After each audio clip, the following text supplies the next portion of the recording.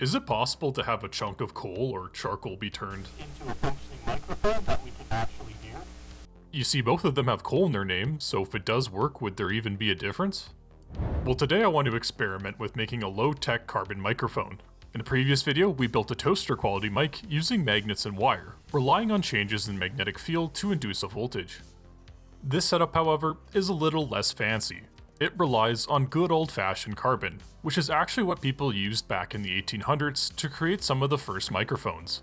The idea is simple.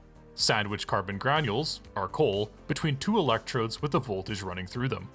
When sound waves hit the carbon, its resistance changes, and since resistance and voltage are linked, we get a changing voltage, aka a sound signal. All from some chunks of coal, at least in theory. For me, the hard part was actually finding coal. Normally, I rely on being on Santa's naughty list to get my lumps of coal, but this year, it looks like I'll actually have to leave the house and touch some grass. Coal forms when organic material is compressed underground over long periods of time, creating carbon-rich material, which we want. I managed to spot a deposit, sandwiched in some earth along an exposed cliff face, and took some of the black rocks home. However, like many things in life, it turns out there are levels to this. Unfortunately, it doesn't look like we got the highest grade of coal. After some research, I found out that early microphones used anthracite coal, likely because of its higher carbon content and lower moisture. That's not what I found, but that won't stop me from trying anyways.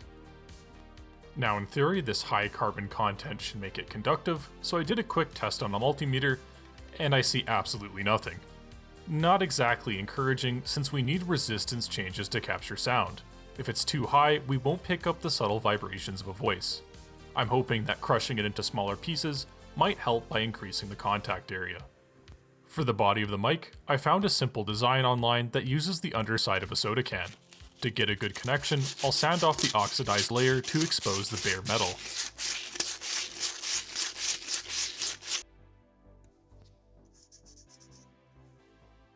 I'll also go ahead and cut a small tab at the bottom that I can use as a connection point, which I'll also rough up with some sandpaper to expose the bare metal.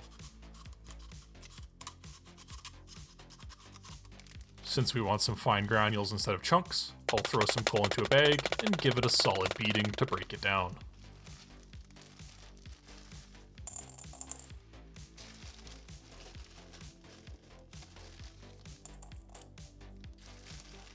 With our carbon granules ready, I can assemble the microphone.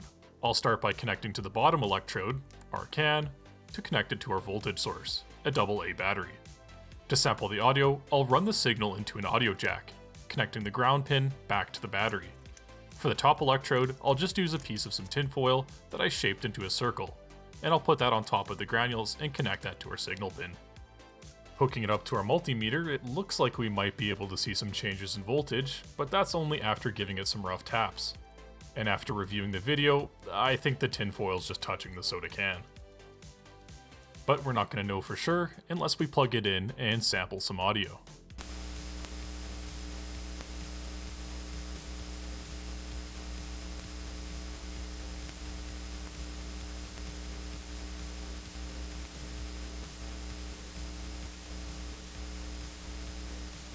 While it seems like we might be able to pick up some of the taps, we are a long ways away from being able to pick up a voice. So, now what? Well, if Google AI summary is to be believed, charcoal should be conductive. By heating the wood in a low oxygen environment, we can drive off the non-carbon elements and hopefully end up with some better quality carbon granules, which I'm hoping will be able to pick up my voice. To achieve this, I just wrapped up some wood in some tinfoil to try and keep it away from too much oxygen. And although I'm not sure I'll be able to reach high enough temperatures to do the same thing with the coal, I figured while I'm out here, I may as well try heating some of the raw coal to see if we can improve it. At the very least, we might be able to remove some of the moisture and improve the conductivity.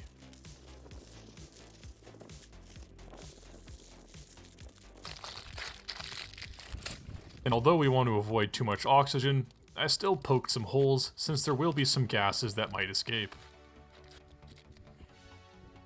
All that's left to do is to light a fire and start cooking our materials.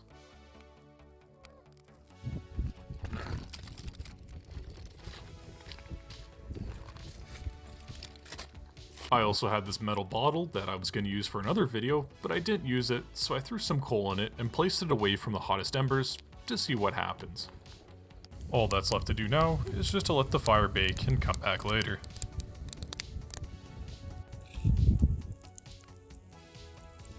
Once cooled, let's take a look at what we got. Starting with the foil baked coal, it's definitely lighter and more porous. More interestingly, when we hook it up to a multimeter, we actually get a resistance this time, although it's extremely high in the mega ohm range.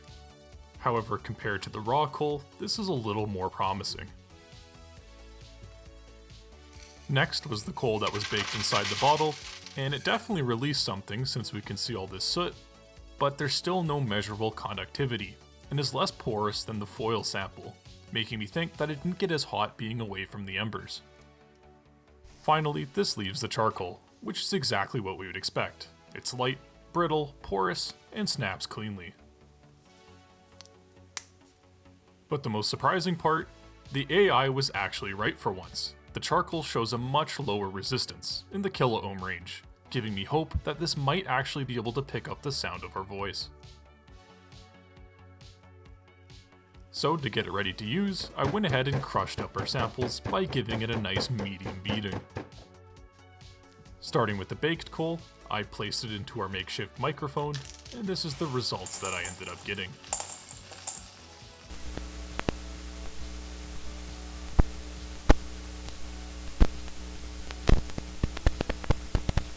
Not incredible, but at least this time around, compared to the raw coal, we can actually see and hear the taps. I also wanted to play around with the grain size, so I crushed it even finer to increase the contact area. But it's a balancing act, since too fine and too tightly packed, and the granules can't move, which kills the effect. And after playing it, it looks like the finer granules might have been too compacted, since the taps are less noticeable.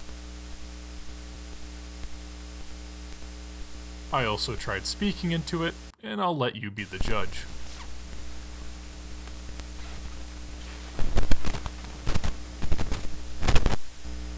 Yeah, that's definitely not very good, which leaves us with charcoal, my last hope. And to my surprise, it actually seems to be working pretty well, clearly picking up my taps. But the real question is, can it pick up my voice? Test. 1, 2, 3, 4, 5, 6, 7, 8, 9, 10. And to my amazement, it actually worked, but it definitely needs some improvement, like pun intended, a pop filter, since it's very sensitive to bursts of air. And it's also pretty quiet, so it'll need some extra amplification. With a pop filter over top, it actually works surprisingly well. Test. 1, 2, 3, 4, 5, 6, 7, 8, 9, 10.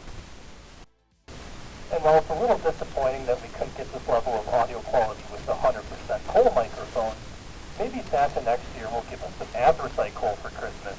And that way we can turn it into a higher carbon content microphone. Now if you'll excuse me, I have a little bit of a mess to clean up. And while I'm disappointed in my coal-filled version, the coal one, we did get the charcoal one to pick up my voice. And honestly, that's pretty exciting. Seeing something this crude actually record sound is kind of amazing. And with that said, I definitely had fun. Thank you for watching.